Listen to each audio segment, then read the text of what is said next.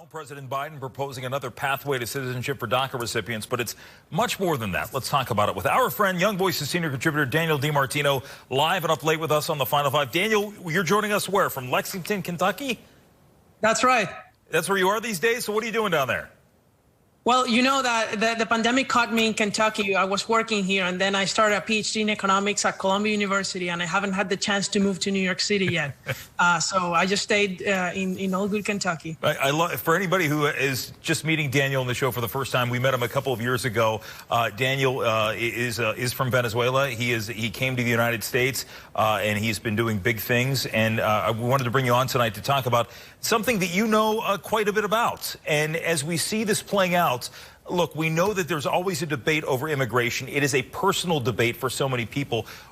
What do you think the state of the American mindset is right now when it comes to figuring out where we go with immigration?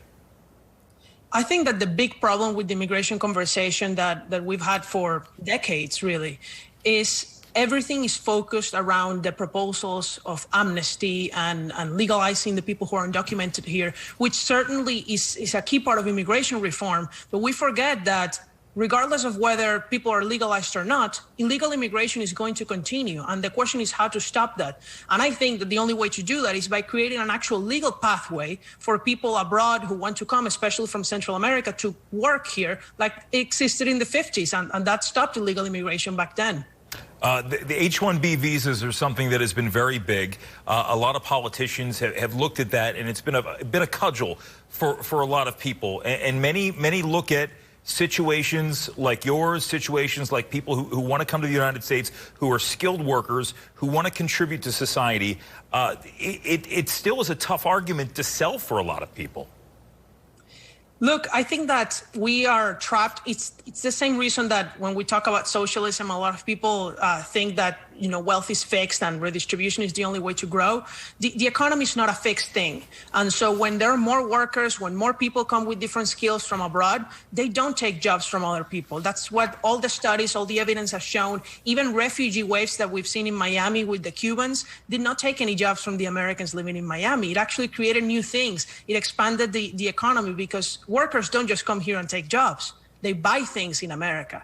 There was a really good study done by Dr. Britta Glennon at University of Pennsylvania that showed that actually restrictions on H-1B visas led U.S. companies to relocate to China and Canada. That's the least thing we want. We should want to bring more skilled people to this country that want to work hard and come legally. You met with the former President Trump, early, or I would say probably midway through his presidency, because this immigration, the immigration debate takes on several different ways. And we know that President Trump approached it from the stance of the border wall, and he brought that up quite a bit.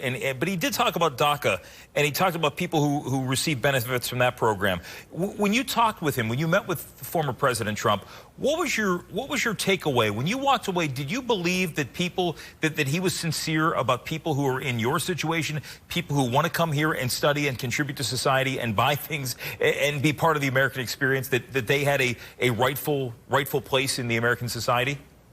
Look, I had a fantastic experience when I met him, so I really have nothing bad to say at all. I think that he wanted to allow people to come here legally and who wanted to work hard, who believed in American values. And I think that that's what conservatives need to do. Conservatives have been talking for a long time about why we need to stop certain immigrants from coming, when we should be talking instead about what kind of immigrants we want to bring in, frame it in a positive way. What kind of immigrants assimilate the best? There are many studies, even by immigration skeptics like George Borjas, that show that immigrants from authoritarian countries assimilate the fastest to American society. So people from Cuba, from Venezuela, even from countries like China, because these people don't like authoritarianism, they like the American system. So I think that that's what conservatives need to do: frame things in a positive way and make it sure that immigrants feel welcome here. And that's the only way to get their votes too, right?